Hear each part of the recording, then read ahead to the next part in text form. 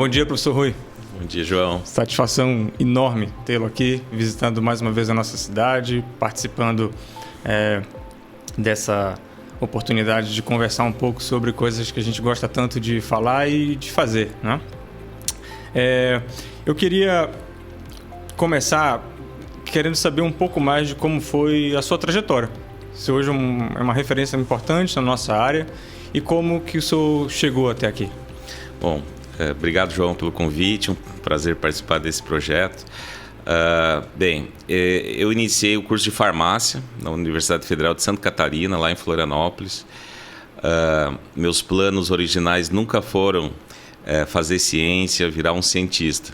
Então, o meu plano de ir para Florianópolis era aproveitar as praias, virar um surfista e, em paralelo, fazer o curso de farmácia.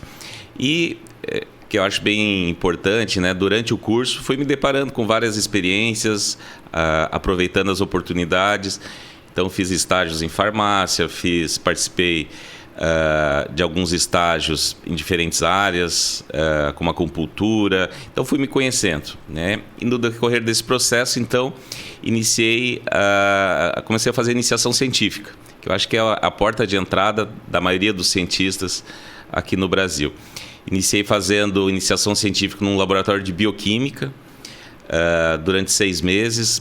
Aproveitei muito a experiência, mas num determinado momento conheci a farmacologia, então tanto no curso, e comecei a fazer estágio num laboratório de psicofarmacologia, do professor Reinaldo Takahashi, que é um nome bastante conhecido na área de pesquisa com canabinoides, com drogas de abuso. Então, já no segundo ano da graduação, comecei essa iniciação científica.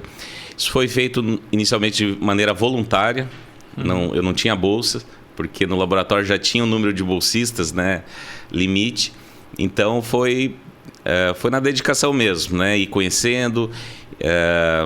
E gostei muito, então, né? Ali que eu tive o primeiro contato com comportamento animal, realizar experimentos que avaliavam aspectos cognitivos, e muito envolvido já com o efeito de substâncias no sistema nervoso central. Né? Então, no início eu trabalhei muito com a questão de álcool, o efeito de álcool sobre o sistema nervoso central. E, bem, me apaixonei pela pesquisa, pela psicofarmacologia, pela neurociências, e fui avançando. Então, já durante o doutorado, comecei a me envolver mais com pesquisas associadas com envelhecimento, de que forma a gente poderia estar modulando o impacto cognitivo durante o envelhecimento. Então, ali que comecei a desenvolver algumas pesquisas com cafeína. E nesse processo, então, conheci um grande amigo que virou padrinho até do meu filho. Eu brinco que ele teve um impacto enorme na minha vida num período muito curto, né? O Edmar Miyoshi, ele fazia doutorado na Federal do Paraná e veio para o nosso laboratório fazer um estágio, né? Interagir um pouco com o nosso grupo, e ali que eu tive contato com modelos da doença de Parkinson. Né? Viramos grandes amigos. Depois ele voltou para o Paraná. Hoje em dia ele é professor lá na Estadual de Ponta Grossa, mas aquilo teve um impacto enorme, né? E eu comecei a trabalhar com esses modelos de doenças neurodegenerativas. Então, finalizei meu doutorado nessa área e, então, pouco tempo depois, né, tive a oportunidade de passar no concurso lá na própria Universidade Federal de Santa Catarina. E esse ano a gente está comemorando 15 anos, então, do laboratório que eu coordeno, que é o LexDom. É um laboratório experimental de doenças neurodegenerativas. Então, só para comentar um pouquinho dessa trajetória, então, realmente tiveram, assim, pontos-chave aí, né, durante essa trajetória, pessoas importantes que abriram as portas, que deram oportunidades. E eu acho que foi muito isso, né? Uma experiência e erro, aproveitar tudo que a universidade nos proporciona, até chegar em algo que a gente realmente gosta, né? Se identifica. Foi o meu caso. Que legal, que legal. Eu não conhecia essa parte da tua história e é E é curioso, eu acho que é bacana a gente passar essa ideia, essa mensagem, né? Que você fala que quando você começou, você não pensava em ciência, né? Então, não há nada de pré-definido, né? Algo que a gente tem que ter ou de casa ou de berço, né? Ciência é uma coisa que às vezes aparece ou que a gente espera que ela sempre esteja disponível para quem quiser, né? Para quem possa se expor e conhecê-la e falar, é aqui que eu me crio, né? Quer dizer, na minha família sempre se valorizou muito a educação, eu sou filho de professores, né? Então, assim, sempre o estudo teve um valor bastante importante na nossa família. Mas eu brinco assim que durante a graduação, também eu acho que foi algo muito importante nessa decisão de virar um cientista, foram alguns cursos e escolas que eu tive a oportunidade de realizar. Então, eu fui da primeira turma da escola de psicobiologia lá da Unifesp. Né? Então foi assim, um verão, eu estava finalizando o curso de graduação, ainda naquela dúvida para onde seguir, e realizei esse curso lá em São Paulo, na Unifesp, 2 semanas imerso na ciência, né? Tendo aulas pela parte da manhã, fazendo experimentos à tarde. Aquilo assim foi algo que teve um impacto enorme, né, no meu desejo de seguir para essa área acadêmica científica. E anos depois eu reproduzi isso lá na farmacologia, lá da Universidade Federal de Santa Catarina. Então a gente criou um curso de inverno, já está na 15ª edição. E é sempre com esse propósito, né? Você abre oportunidades, vem alunos do Brasil todo, conhecem a nossa estrutura, interagem com os grupos de pesquisa. E ali eu muitas vezes me identifico, né? Então eu vejo lá aqueles perfis, né? Um que você já parece que o cara já é um cientista formado, quer dizer, não tem muito escapatória, né? E outros que estão ali pela curiosidade, que era muito o meu caso, né? Uma curiosidade, uma dúvida, e de repente você vê, né, que dá aquele estalo, assim, a pessoa brilha o olho e dali segue. É muito, muito legal isso. Que legal.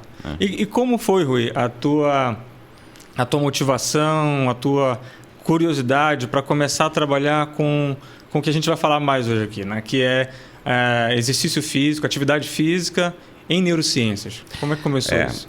Assim, eu sempre, né, me interessei muito pelo esporte. Então, eu brinco que eu sou um jogador de basquete frustrado, né? Que dentro desses planos originais me dediquei muito tempo ao esporte, né? Um desejo de ser um profissional do esporte. Então, assim, o esporte sempre fez parte da minha vida, né? E até hoje pratico tênis, meus filhos, né? Então, fazem parte do esporte.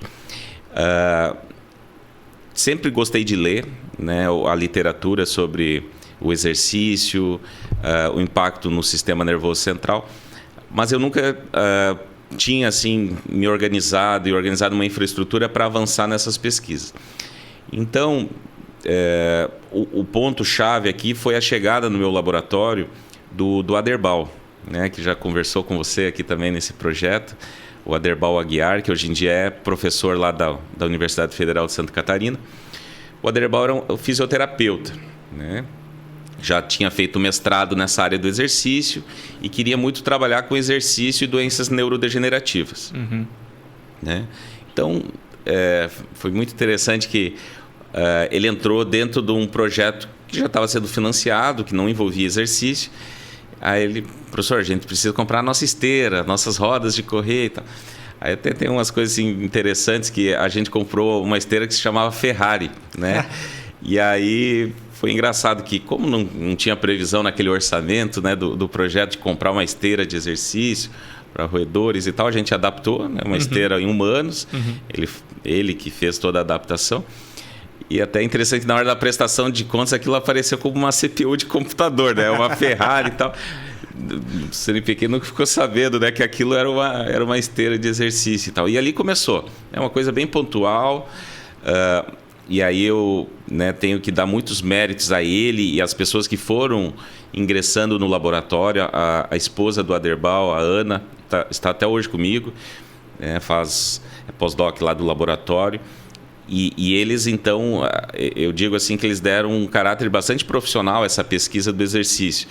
Que eu sempre questionava, né, como controlar o exercício, as variáveis e como eu venho muito dessa área de farmacologia, né, eu sei que tem muito essa questão da dose. Dose e resposta, né? Dose e resposta, né? Um mesmo tratamento que pode causar benefícios, né? Dependendo da dose, ali você pode também prejudicar o desempenho.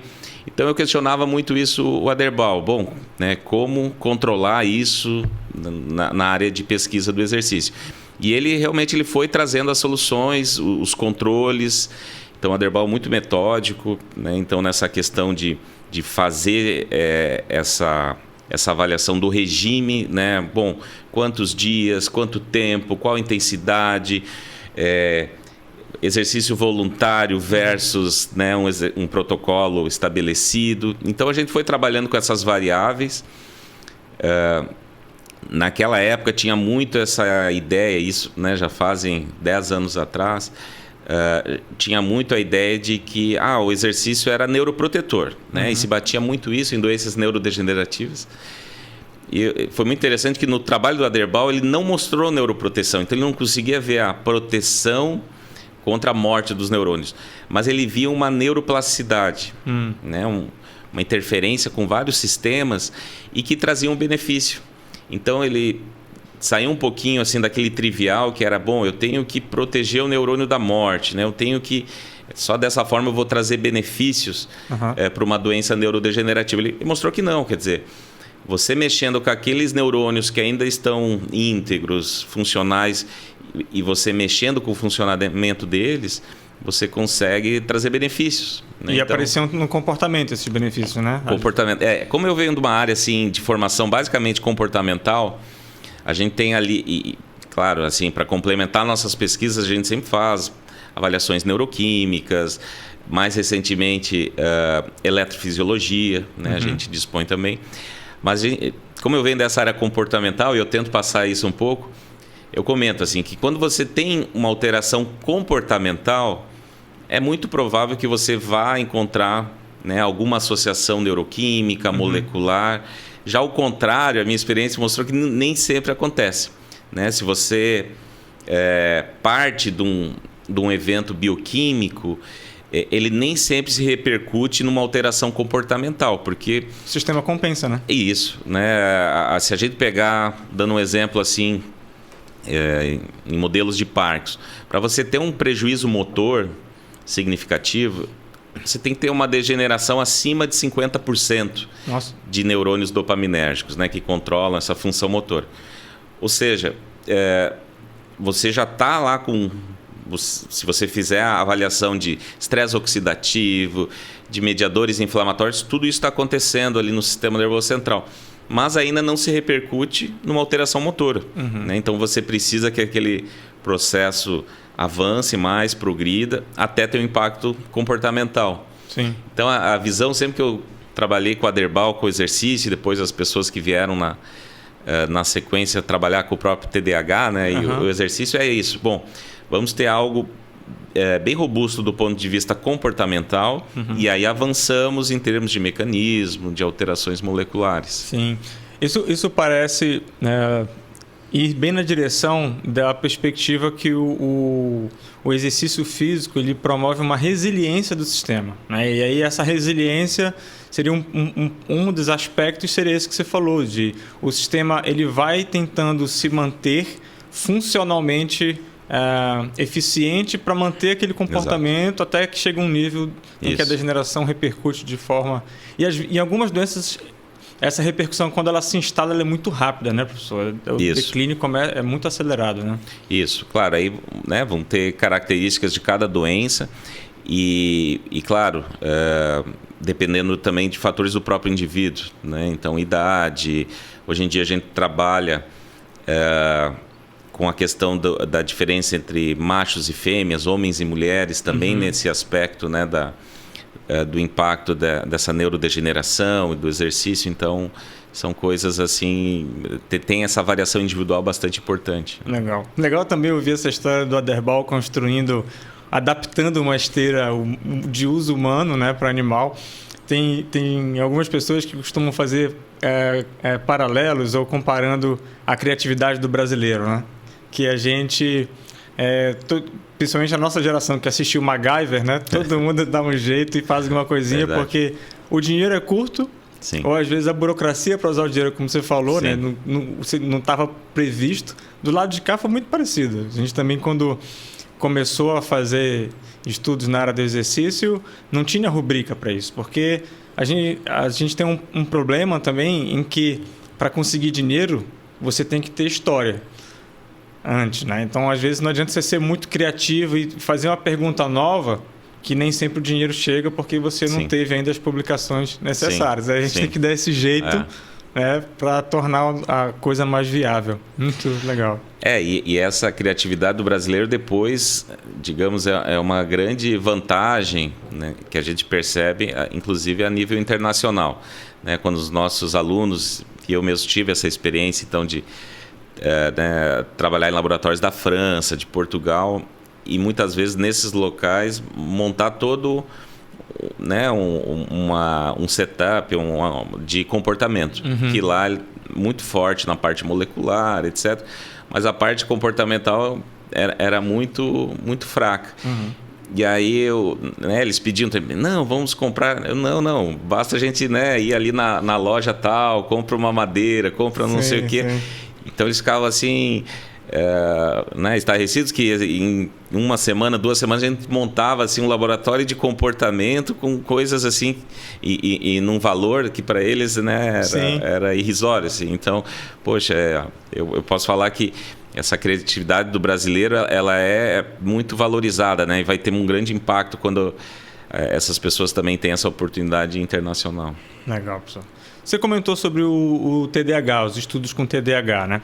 Eu gostaria que a gente começasse a falar um pouco sobre alguns desses aspectos dos seus estudos em neurociência e exercício físico que se aproximam um pouco do que a gente pode falar do ambiente escolar, das crianças. A gente sente que, em função de muitos problemas que já existiam no país, relacionados à educação, à saúde, que se agravaram demasiadamente nesse período de pandemia, incluindo talvez até principalmente aspectos da saúde mental.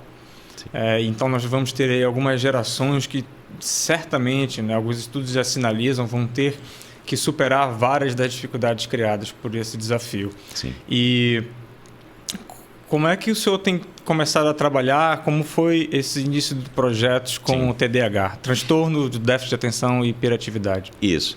Então, meu contato com o TDAH já começou durante a formação. Então, como eu comentei, durante o mestrado, doutorado, eu era muito curioso e me envolvia em uma série de pesquisas. Até o pessoal brincava que eu tinha lá no laboratório em que eu fazia o doutorado, o professor Takahashi, um biotério só para mim, né? Porque eu tinha animais envelhecidos, aí eu tinha animais que eu fazia um projeto com álcool, e eu tinha um outro com linhagens. É uma linhagem chamada de SHR. É uma linhagem que foi desenvolvida para o estudo inicialmente de hipertensão arterial, doenças cardiovasculares, mas se observou que, do ponto de vista comportamental, essa linhagem de ratos era hiperativa, né? Tinha algumas características do TDAH. Depois se mostrou também que problemas de atenção e a impulsividade também estão presentes. Então, e assim, do ponto de vista de caracterização desse modelo, ele responde à medicação clássica, que é a ritalina, que é o metilfenidato. Então, é um animal assim bastante caracterizado. E, embora trabalhando com farmacologia, talvez até por essa questão assim do exercício, do lado pessoal, durante o doutorado eu comecei a trabalhar com enriquecimento ambiental. Então, antes de estudar propriamente o exercício no TDAH, a gente estudou a questão do enriquecimento ambiental. Tinha rodinha no ambiente? Isso. Então, né, para quem não está tão familiarizado, normalmente os nossos animais de laboratório, eles ficam numa caixa padrão, que tem água, comida, quer dizer, você tem todo um ambiente controlado, mas que não estimula muitas interações e não estimula estímulos sensoriais, e também a questão do exercício, né? São caixas relativamente pequenas Então, o enriquecimento ambiental é ampliar tudo isso, né? Você usa um ambiente maior, permite que o número maior de roedores fique naquele ambiente e tem vários estímulos, desde chocalhos, a escadinhas, a rodas de correr. E, então, durante o doutorado, foi um grupo pioneiro em mostrar que o enriquecimento ambiental, num modelo de TDAH, trazia benefícios. Então, a gente colocava os animais desde o momento que eles eram desmamados, em torno de 21 dias, eles já iam para esse ambiente enriquecido e seguiam, né, durante toda a adolescência, idade adulta, e a gente viu impactos de longo prazo, né, benefícios comportamentais, melhora cognitiva, melhora de memória de curto prazo nesses animais. Então, assim que surgiu. E aí, nesse tempo, começou muito essa discussão sobre o enriquecimento ambiental, o papel do exercício, né, no enriquecimento ambiental. Sim. Né, porque ali você tem vários fatores e a gente percebia que realmente a roda de correr era a predileta ali dentro do ambiente. Eles né? se viciam, né? Eles correm, cada noite eles correm mais e mais, é impressionante. Então você deixa ali até assim, depois de um tempo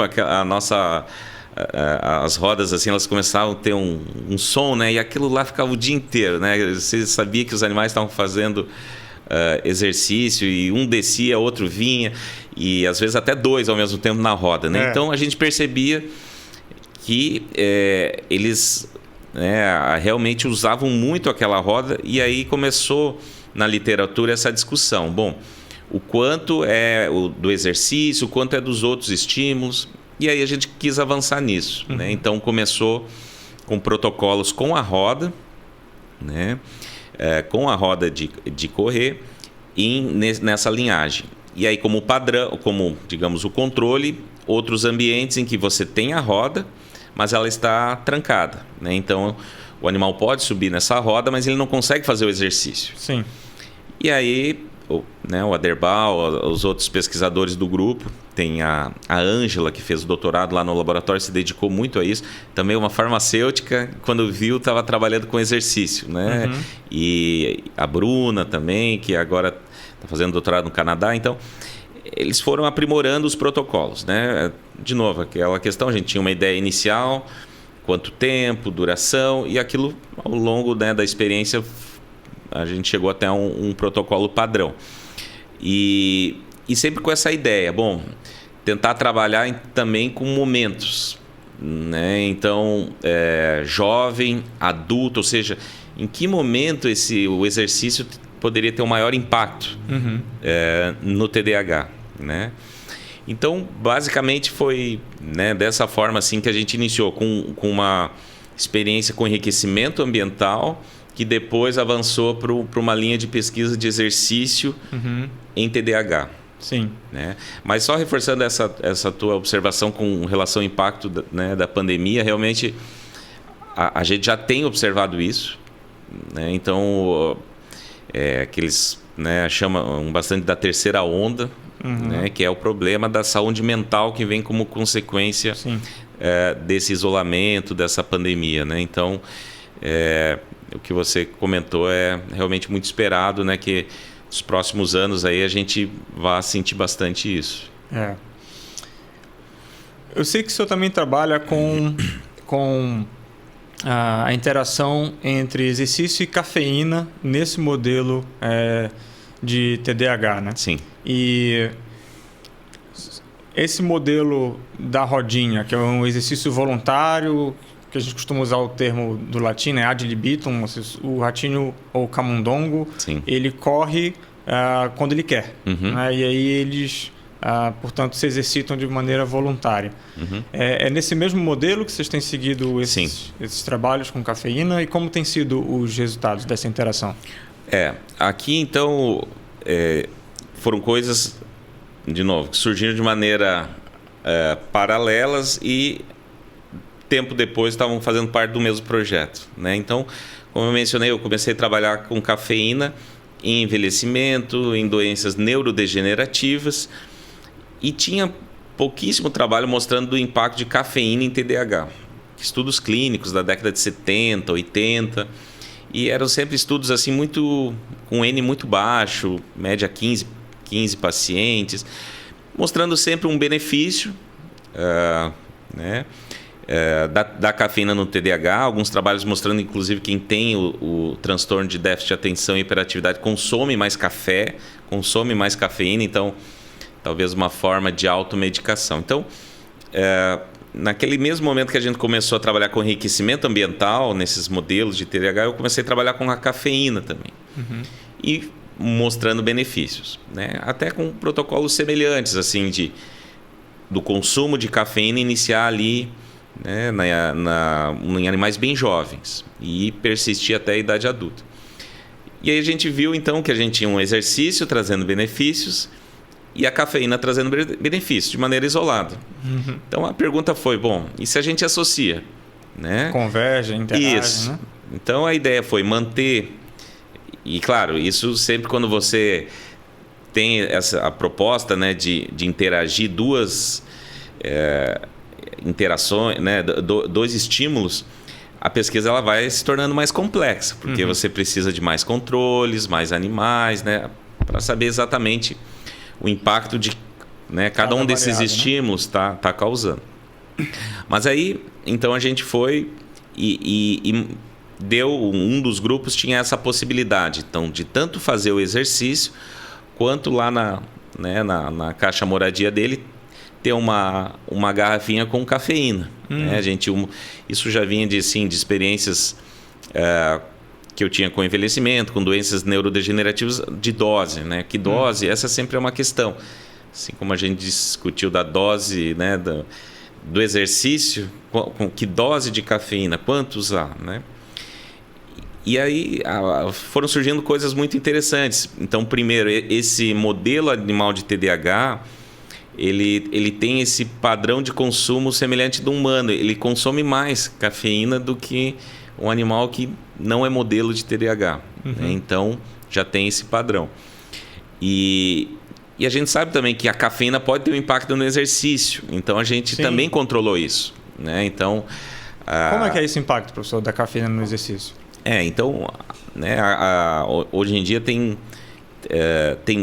assim, inclusive o Aderbal segue com essa linha de pesquisa, né, de estudar a cafeína como uma forma até de diminuir o cansaço mental. Né? Então a gente sabe assim que dependendo do tipo de exercício, você tem ali um desgaste, uma fadiga física, mas tem muito um componente mental.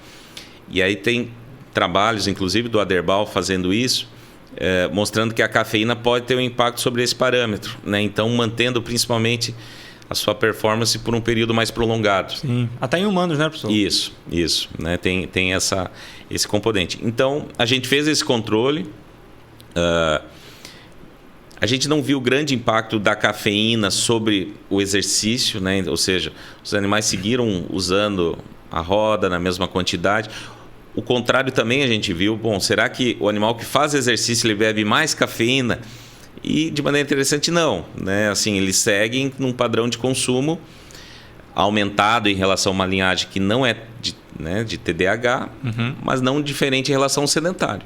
Certo. Então, e assim, do ponto de vista comportamental, a gente viu alguns benefícios da associação. Né? Então,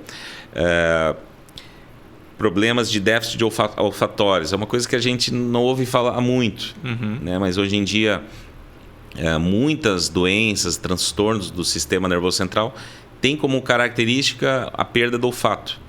E em muitos casos isso é muito precoce. E tem evidências assim recentes mostrando que no TDAH também existe um déficit olfatório. Né? E assim, é uma coisa que de maneira geral não reverte, não melhora com medicação. E a gente mostrou que essa associação cafeína e exercício físico melhora a questão olfatória.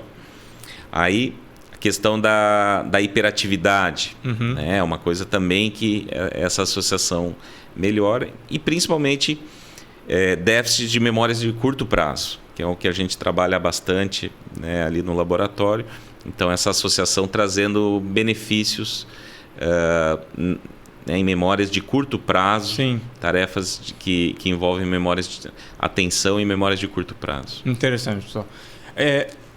Nesse sentido, eu acho que a gente pode conversar um pouco então sobre como que essa alteração comportamental que vocês observaram, ela está relacionada com as alterações no sistema nervoso, né? Porque na neurociência, sempre que possível, a gente tenta essa perspectiva, né? O comportamento e a molécula, a célula, a estrutura, né? Porque são coisas interdependentes. Um é a expressão, a dependência do outro. Sim. Como que a cafeína influencia o sistema nervoso e o exercício, e se a gente já sabe alguma coisa dessa interação dos dois? Com relação ao TDAH, né? Então, assim, tanto a cafeína, claro que ela tem um alvo próprio, né? A cafeína, ela bloqueia receptores para adenosina no nosso organismo, né? Então, a adenosina no sistema nervoso central é um neuromodulador, né? Então, ele, embora não tenha um status de neurotransmissor, mas ele modula, né, a comunicação entre os nossos neurônios, as células do sistema nervoso central. E a cafeína bloqueia esses receptores para adenosina. Tá? E já é conhecido de bastante tempo de que a adenosina e a dopamina possuem funções, digamos, antagônicas no sistema nervoso central. Ou seja, você tem que a adenosina diminui a neurotransmissão da dopamina. E até aí, então, se você tem a cafeína bloqueando os alvos da adenosina, na prática você tem o quê? Né? Que a cafeína teria um potencial de estimular a neurotransmissão dopaminérgica. Isso foi algo assim que motivou pesquisas com cafeína e com esses antagonistas de adenosina na doença de Parkinson, né? Na doença de Parkinson, você tem déficit dopaminérgico.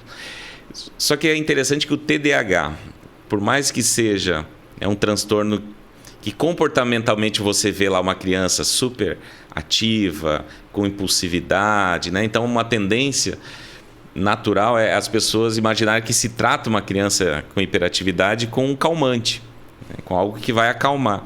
Mas pelo contrário, né? Os tratamentos são psicoestimulantes. Por quê? Porque se a gente vai olhar a base neurobiológica, né? Assim, o que se sabe de mecanismo do TDAH, envolve principalmente o déficit dopaminérgico de algumas áreas. Tá? Então, durante o desenvolvimento do sistema nervoso central dessa criança, hoje em dia a visão mais, né, aceita é de que existiria um atraso no desenvolvimento de algumas áreas. E muitas delas com componente dopaminérgico. Né? Se a gente pegar córtex pré-frontal, você tem alterações a nível de hipocampo, de algumas áreas do sistema límbico, e muito envolvido com déficit dessa neurotransmissão da dopamina. Né? Então, poxa, você tem uma cafeína que pode estimular essa neurotransmissão da dopamina. Tem algumas evidências de que o exercício também. Então, os trabalhos anteriores do Aderbal nos modelos de Parkinson também nos mostravam isso, né? De que o exercício gerava uma plasticidade a nível de níveis de dopamina, dos receptores para dopamina, ou seja, a base neurobiológica ela estava, né, bem interessante, faltava essa demonstração. Então, tanto a cafeína quanto o exercício, se a gente olhar assim, os benefícios comportamentais que vão trazer no TDAH, tem um forte envolvimento ali de estimular essa neurotransmissão da dopamina. Né? Então, nessas áreas que no TDAH existe déficit desse neurotransmissor, você consegue estimular com esses, estímulos, tanto a cafeína quanto o exercício físico. Em paralelo, né, você que é da linha do exercício, quando a gente vê um efeito do exercício sobre alguma tarefa cognitiva, alguma tarefa, assim, uma desconfiança sempre, né, um alvo é neurotrofinas. Né? Então, hoje em dia, as neurotrofinas, né, são sempre apontadas com um potencial mecanismo envolvido com os efeitos do exercício. Então, a gente também, né, tem avançado nessa caracterização, o quanto os efeitos tanto da cafeína quanto do exercício físico no TDAH passam por essa estimulação da produção de neurotrofinas. Certo. Né? E a gente já tem visto resultados nesse sentido. Né? Então, aumento de BDNF, né? Justamente nessas áreas, como córtex pré-frontal, no hipocampo.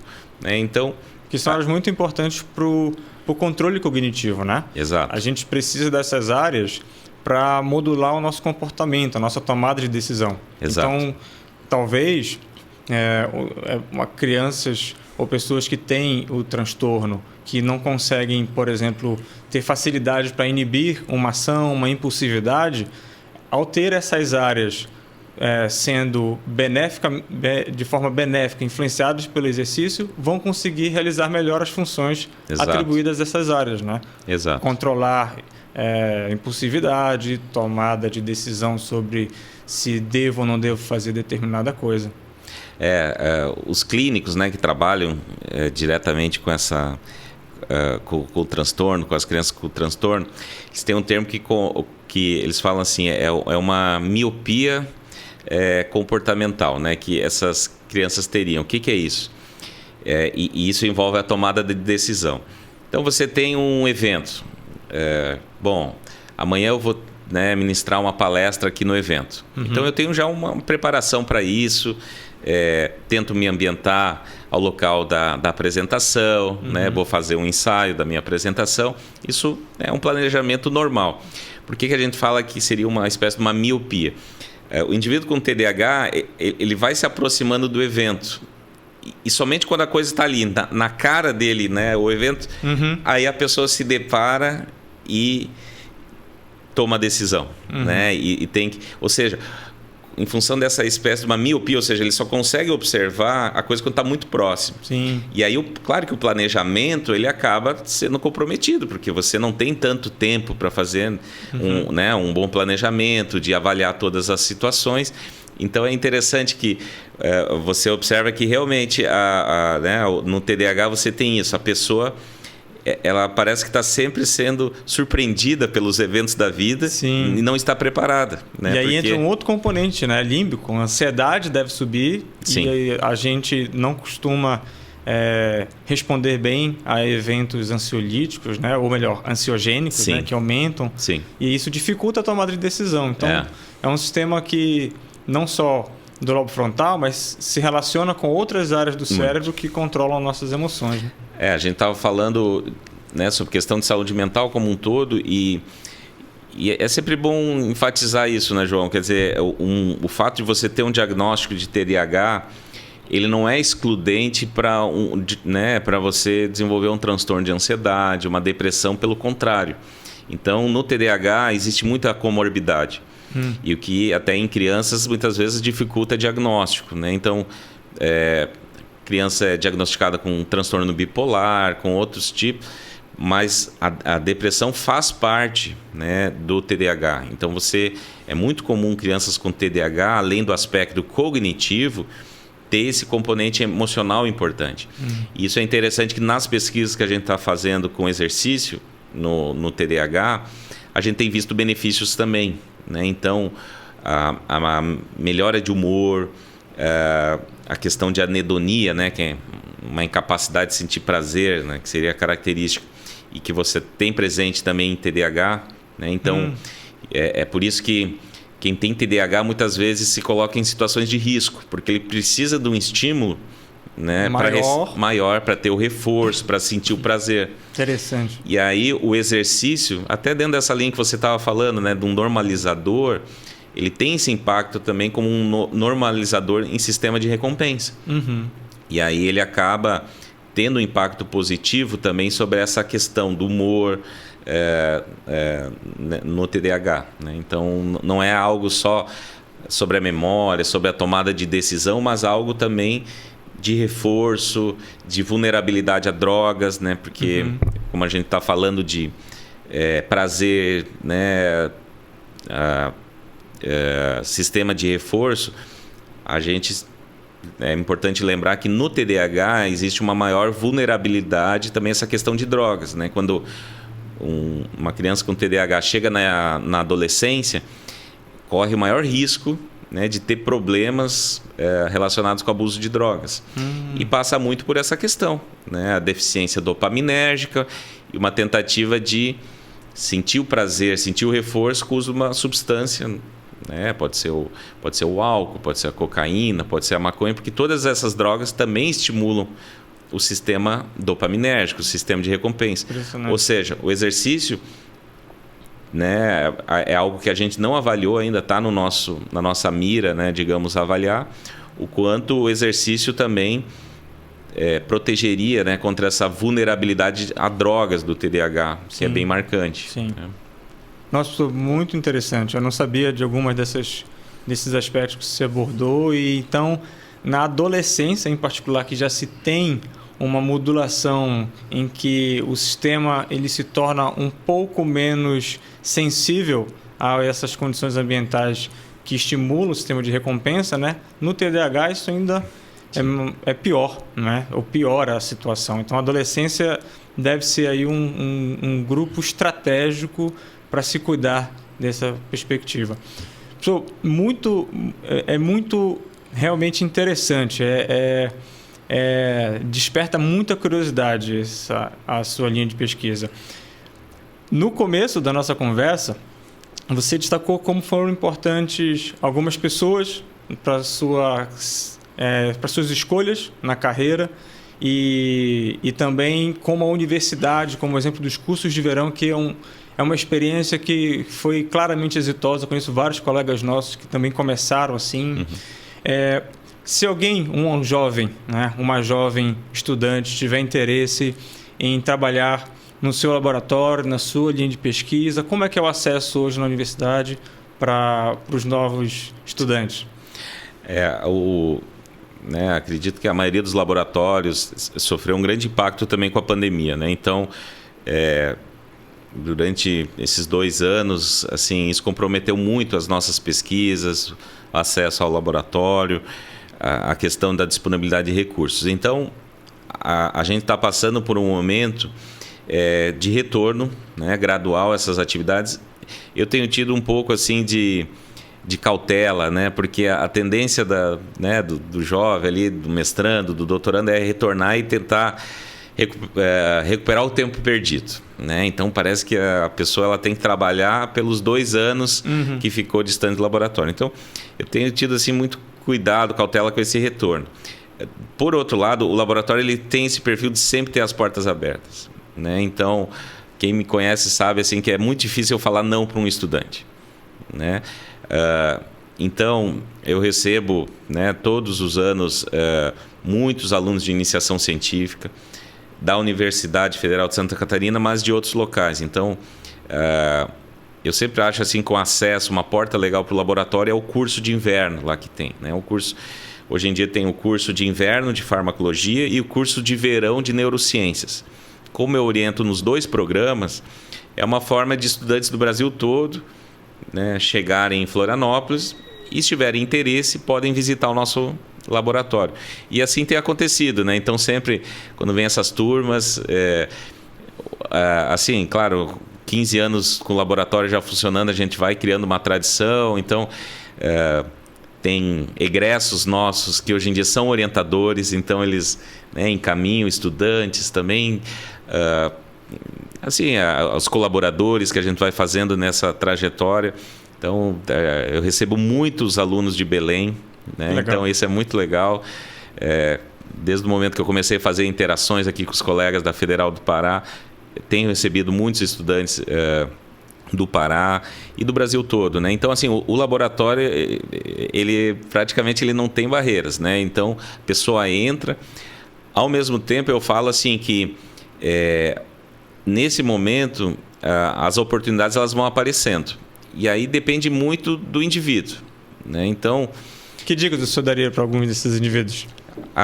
Eu falo assim, viver o laboratório, né? Porque muitas vezes a pessoa assim, ela fica muito focada no seu projeto, ela tem um plano de trabalho e acha que, né, fazendo ali o checklist, né, bom, fiz aqui esse experimento, fiz essa avaliação, é suficiente. Eu acho que não. Hoje em dia o nosso laboratório, ele é multiprofissional, multidisciplinar. Então, isso eu valorizo muito, né? Você tem ali desde estudantes de medicina, a gente tem farmacêuticos, tem biólogos, tem fisioterapeutas, educadores físicos, psicólogos.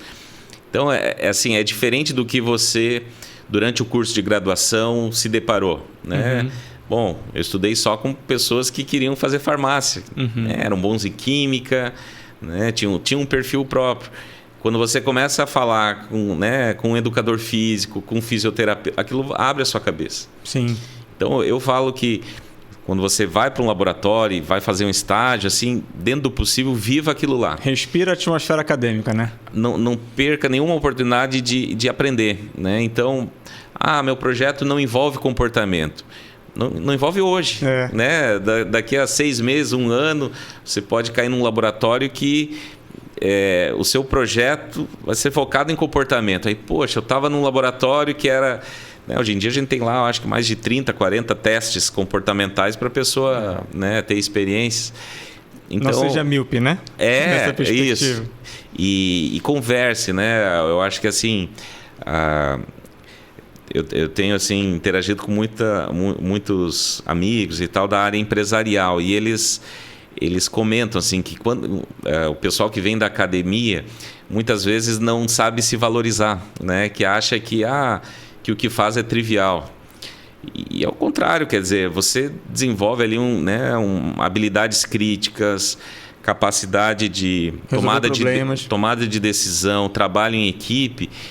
E a gente muitas vezes não valoriza isso. E quando eles entram nessa área, né, de empresa, etc., né, quem contrata rapidamente percebe essas qualidades. E são coisas que vão sendo desenvolvidas dentro da academia, dentro da universidade, né, nessa interação com os colegas. Então, eu falo isso. E nunca fique muito restrito, né? Assim, eu costumo falar que quando você viaja para fazer um curso, participar de um congresso, o seu mundo vai aumentando, ele vai crescendo, né? O seu mundo inicialmente pode ser Belém, dali a pouco ele se amplia para o norte, dali a pouco é o Brasil. Nossos laboratórios sempre tem muita interação com grupos internacionais, então dali a pouco você está em Portugal, você está na França, e aí, né, a gente sabe que na correria a gente não para pensar muito, refletir sobre essa experiência, mas dali a pouco você nem sabe como chegou lá no Canadá, né? E foi ali, de uma interação durante a graduação, conhecer um laboratório, conhecer as pessoas, né? Tente fazer muitas experiências.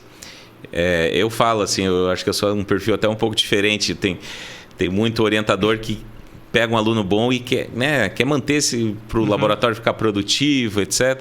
Eu já tenho um perfil um pouco diferente. Eu acho que a pessoa ela tem que ter, né, experimentar mais de um orientador, mais de um laboratório, de preferência mais de um país. Então eu tenho muito esse perfil de fazer as pontes, né? Então eu vejo o anseio ali do estudante. Ontem mesmo, né, aqui no congresso, a minha mestranda, ela está muito interessada em fazer um doutorado fora. Vi uma palestra fantástica aqui de um colega que foi meu colega lá na farmacologia e atualmente está em Houston, né, chefe de um laboratório lá.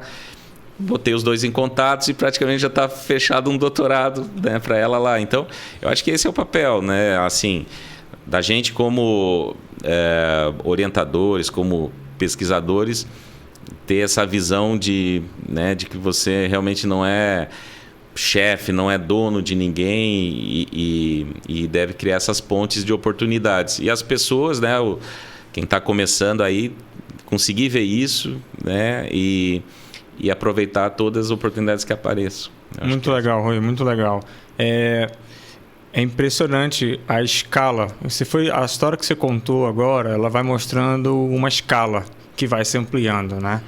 E toda essa escala, ou melhor, todo o desenvolvimento dessa estrutura, ela só existe porque existe uma base sólida que é a universidade, né? E principalmente a universidade pública, né? Que precisa cada vez mais ser sustentada, desenvolvida, né? Fomentada, para que a gente tenha muitas histórias como essa, né? Sim. E isso talvez seja um dos maiores capitais que um país pode ter. né? Verdade. Então, fiquei muito feliz, Ruivô, uma satisfação enorme ter aqui, foi uma honra. Muito obrigado, cara. Muito obrigado. Obrigado.